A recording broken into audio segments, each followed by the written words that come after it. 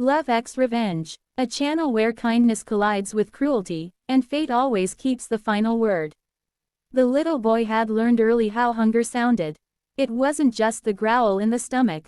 It was the dull ringing in the ears, the way the world narrowed, the way even the smell of bread from a distant cafe could make your knees weak. He sat on the cold stone steps near the city square, clutching a small paper bag as if it were treasure.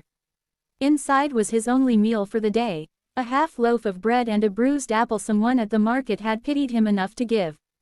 He was no more than 10. Thin arms, shoes 2 sizes too big, eyes far older than they should have been. People passed him without seeing him, stepping around him like he was part of the pavement.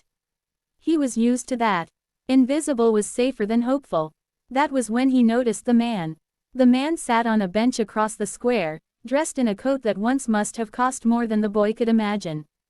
The fabric was fine, the cut elegant, but it hung on him like a forgotten memory.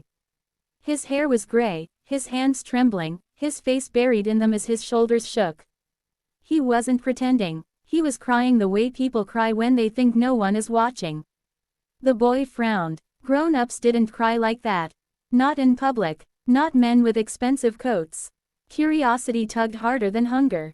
Slowly, the boy stood and crossed the square. The man didn't notice him at first. Tears slipped through his fingers and fell onto polished leather shoes. "Mister," the boy said softly. The man looked up, startled, eyes red and hollow. For a moment he seemed confused, as if he didn't understand how a child could exist in his world of collapse. "What do you want?" the man asked, voice rough. The boy hesitated, then held out the paper bag. "You look like you need this more than me." The man stared at the bag. "What is it?" "My food," the boy said simply. "It's all I have today." The man laughed once, bitter and sharp. "You're joking." The boy shook his head. "No." For a long moment, the square seemed to hold its breath. The millionaire, though no one in the square knew that word belonged to him, felt something crack inside his chest. He had lost millions that morning. His company, his reputation, his so-called friends. Betrayed by partners he trusted, ruined by greed that wasn't even his own. He had come to the square because he couldn't stand the silence of his empty penthouse. He had cried because, for the first time in his life, money could not fix what was broken. And now a starving child was offering him food. "I can't take that," the man said, pushing the bag back gently. "You need it." The boy shrugged. "I'll find something else. Maybe." The honesty of that word maybe hit harder than any insult. The man felt shame burn his face. All his life, people had given him things because they wanted something in return. Respect, contracts, power. This child wanted nothing. With shaking hands, the man took the bread and apple. "Thank you," he whispered. They sat together on the bench. The man ate slowly, not because he was hungry, but because each bite felt undeserved. The boy watched, stomach aching, but his face calm. "What's your name?" the man asked. "Leo," the boy said. "I'm Victor." They sat in silence until the bag was empty. Victor stood. "I don't know how to repay you." Leo smiled faintly. "You already did. You stopped crying." Victor nodded, throat tight, and walked away, carrying something far heavier than food, a debt. Days passed. Leo returned to the square, as he always did. Hunger returned too. He wondered briefly about the crying man, then pushed the thought aside. Life didn't allow room for lingering. On the 5th day, a black car pulled up near the steps. People stared. A man, in a tailored suit stepped out and approached Leo. "Are you Leo?" he asked. The boy tensed. "Yes, mister. Victor would like to see you." Fear flickered, but curiosity won. The car door opened, revealing Victor, clean-shaven, composed, eyes clear. He looked like a man restored. "You found me," Leo said. "I never forgot you," Victor replied. He didn't take Leo to a palace or a penthouse.